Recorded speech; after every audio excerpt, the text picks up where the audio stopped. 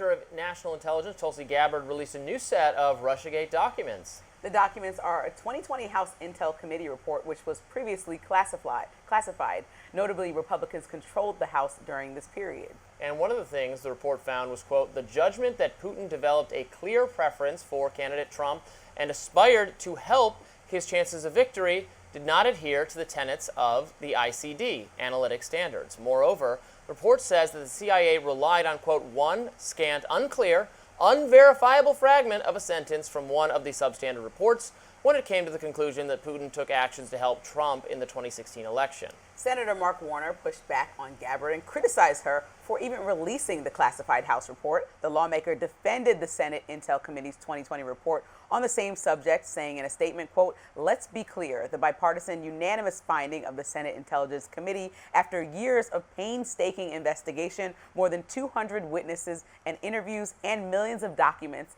was that Russia launched a large-scale influence campaign in the 2016 election in order to help then-candidate Donald Trump. Now, Gabbard also released documents on Friday that she says implicates Obama-era officials. Gabbard said these officials misled the public about intel related to Russia and the 2016 election. Here she is at Wednesday's press briefing. The evidence, correct. The evidence that we have found and that we have released directly point to President Obama leading the manufacturing of this intelligence assessment. There are multiple pieces of evidence and intelligence that confirm that fact. Obama's camp has fired back at Trump, saying in a statement on Tuesday, quote, out of respect for the office of the presidency, our office does not normally dignify the constant nonsense and misinformation flowing out of this White House with a response. But these claims are outrageous enough to merit one. These bizarre allegations are ridiculous and an attempt at distraction. Epstein. That's the answer to everything. Stop trying to distract. Tulsi Gabbard came and barged in the middle. You're trying to distract. No, Tulsi Gabbard came in the middle of a press conference with a surprise appearance yesterday, breaking news, revealing information that already has existed for 5 years since 2020, just rehashing a situation that's already, like the Senate Intel Committee spent so much time, like we just discussed, had documents of 200 pages report detailing some of the stuff that we already know. So why are you bringing it back up right now? It just seems like a huge opportunity to try to point to some other presidency for all the issues that we have ongoing, instead of just answering what's actually on the table for President Trump and his team. No, it's a distract and deflect politics at its best. Because the whole thing, Russiagate, was a hoax that was perpetrated by the mainstream media, relying on information from intelligence officials that we now know coordinated with President Obama himself to exaggerate the extent to what Russia was doing and by extension its connections to the Trump campaign. Let's be very clear. Russia did not hack voting machines. They did not coordinate with the Trump campaign. They were not. We did not actually find evidence they were trying to help Trump.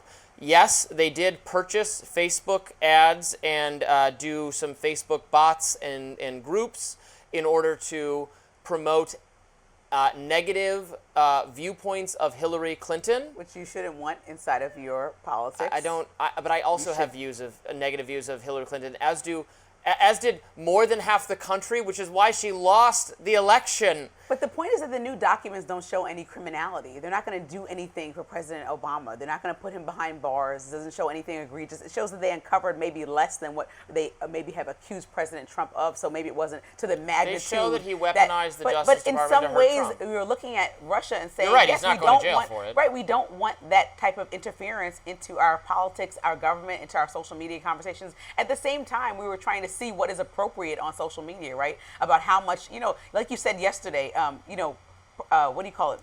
On Facebook, they try to step out of the political arena. Right? It became over politicized. It wasn't even fun anymore for Zuckerberg. Well, I think that was a huge mistake. And so I think I disagree. I think in part because of this absurd and false narrative that Facebook was responsible for Trump getting elected because they got taken over by Russia.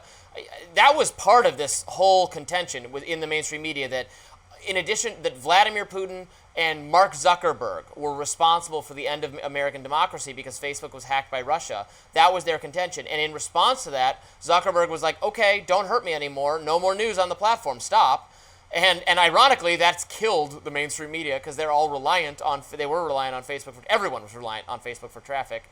It was a really shooting yourself in the foot thing. But he made that. I think he made that business decision in part due to this false narrative. So it matters for that reason too. But Tulsi Gabbard does not have a smoking gun. Everybody looking at this. I mean, I've talked to people across the aisle, like, okay, off the record, is this going anywhere? Nobody truly thinks this is going anywhere. Just like I can sit here and say, oh, the Democrats were not that interested in Epstein and pursuing it further as releasing the documents until it became a thing that Trump didn't want to do, and it became a theater and a spectacle. And so now it's entertaining, but also it's sad that there are victims that are still watching this all play out. And yes, we want them released now because of this. But you have to be able to look in the mirror and say, yes, this is actually just a look over here distraction, and this does not have any merit to it. This is not going anywhere. All these suggested charges, and if we do everything that is suggested, just like we do every time we impeach President Trump, is going to go nowhere. We're wasting American tax dollars and time. Okay. And so what is the point of this for Tulsi Gabbard? She knows that nothing's going to happen. Obama did nothing criminally. He looked into something, and the results were not up to her standard. But then what do you want to do? Sue him. That's more in line with President Trump and what he does, rather than try to throw President Obama in jail. That's not happening. There is something you said in there that is true, that I agree with, that I should, reality check for conservatives in MAGA.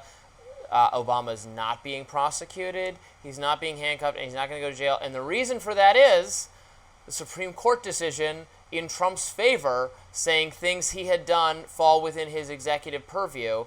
President Obama was the president at that time, and I totally disagree with what he did.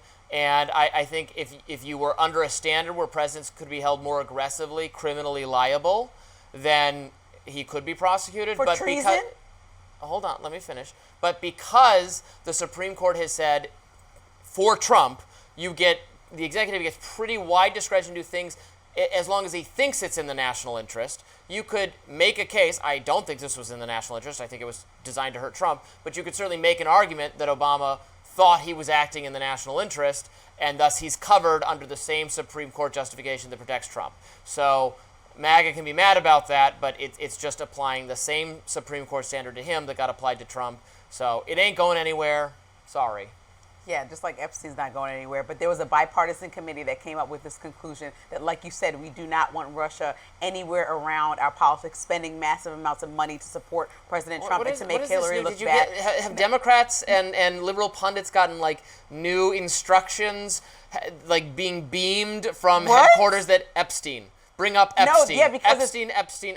Because at the same time, this is all about transparency, right? So bringing forth what happened with Russiagate, quote unquote, is about transparency. So if we're still being transparent, at the same time, the pot is calling the kettle black. Be transparent about Epstein. Be transparent with what you promised to your core audience. That's what I'm saying. You can't bring forth two things at once when you're doing something exact opposite. On one side and then asking for transparency on the other side. We just want a little bit of consistency. It's not making sense to everyone across the aisle, and we're happy to jump on board with people who have the complaint about Epstein. There's a very loud air conditioning fan in the studio that just got quieter, and it's very odd, and it's throwing me off. Makes you want to whisper. Let's wrap this segment. Yeah, usually feel like we're screaming over each other to talk over that fan. Trump wants to make the U.S. global leaders in artificial intelligence, and he's signed a plan to make that happen. We'll talk about it after the break. Don't go anywhere.